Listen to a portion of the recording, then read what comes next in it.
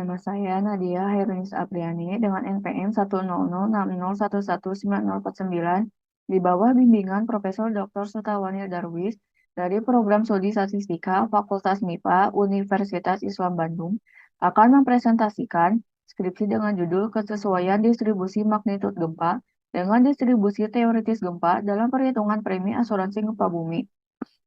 Gempa bumi merupakan salah satu bencana alam yang relatif sering terjadi di Indonesia karena Indonesia adalah negara yang dilalui oleh tiga lempeng tektonik. Di antara provinsi yang ada di Indonesia, Jawa Barat adalah salah satu provinsi yang rawan akan terjadinya gempa bumi. Diskominfo Jawa Barat menyatakan bahwa dalam 10 tahun, dari tahun 2012 sampai dengan 2021, Jawa Barat mengalami 493 kejadian gempa bumi di mana dari seluruh wilayah yang ada di Jawa Barat terdapat 10 wilayah dengan frekuensi gempa bumi terbanyak. Oleh karena itu, pada penelitian ini akan menggunakan tiga wilayah dengan frekuensi gempa bumi terbanyak. Tujuan dari penelitian ini adalah yang pertama, mengetahui kesesuaian model distribusi magnitudo gempa dengan distribusi teoritisnya menggunakan metode GeoF. Yang kedua, mengetahui langkah perhitungan dan besarnya premi asuransi gempa bumi untuk tiga wilayah di Jawa Barat. Manfaat dari penelitian yaitu yang pertama, mengetahui langkah perhitungan besarnya premi asuransi gempa bumi. Yang kedua, memperluas pengetahuan para peneliti. Dan yang ketiga, diharapkan dapat bermanfaat dalam disiplin ilmu statistika sebagai pembelajaran mengenai perhitungan besarnya premi asuransi gempa bumi. Selanjutnya, bahan penelitian, di mana data yang digunakan adalah data sekunder yang diperoleh dari web ISC dan OSGS, di mana data tersebut adalah data historis kejadian gempa bumi dari tahun 2013 sampai 2022. Selanjutnya, metode penelitian. Yang pertama yaitu GeoF berdasarkan Empirical Distribution Function. Yang selanjutnya yaitu metode PSHA yaitu Probabilistic Seismic Hazard Analysis. Selanjutnya, metode DPM yaitu Damage Probability Matrix. Untuk hasil kesesuaian model distribusi magnitudo gempa, terdapat dua kesimpulan dengan tolak H0 dan tiga kesimpulan dengan terima H0.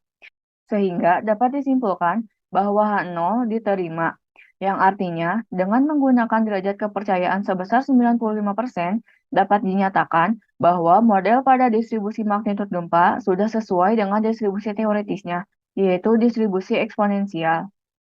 Berikut adalah grafik kesesuaian sebagai bukti bahwa distribusi magnitudo gempa sudah sesuai dengan distribusi teoritisnya, yaitu distribusi eksponensial. Selanjutnya, grafik kesesuaian untuk distribusi jarak hipocenter gempa. Selanjutnya, hasil perhitungan premi asuransi gempa bumi, di mana diperoleh besarnya premi asuransi untuk Kabupaten Garut adalah sebesar Rp206.610. Selanjutnya, besar premi asuransi untuk Kabupaten Tasikmalaya adalah sebesar Rp274.630. Dan besarnya premi asuransi gempa bumi untuk Kabupaten Sukabumi adalah sebesar Rp228.610. Maka kesimpulan yang dapat diambil dari pembahasan skripsi yang diteliti adalah yang pertama, model distribusi magnitudo gempa pada tiga lokasi penelitian yaitu Kabupaten Garut, Kabupaten Tasikmalaya, dan Kabupaten Sukabumi sudah sesuai dengan distribusi teoritisnya, di mana hasil dari data empirisnya berasal dari distribusi eksponensial. Begitu pula dengan model distribusi jarak hipocenter gempa pada tiga lokasi penelitian yang sudah sesuai dengan distribusi teoritisnya. Untuk kesimpulan yang kedua, yaitu diperoleh besarnya total premi asuransi untuk Kabupaten Garut adalah sebesar Rp260.610. Berikut adalah sejumlah uang yang harus dibayar oleh nasabah sebagai pihak tertanggung kepada pihak asuransi setiap bulannya.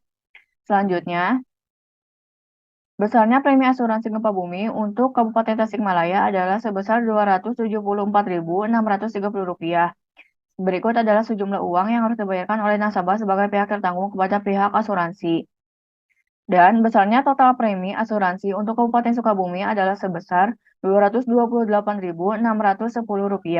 Berikut adalah sejumlah uang yang harus dibayarkan oleh nasabah sebagai pihak tertanggung kepada pihak asuransi setiap bulannya.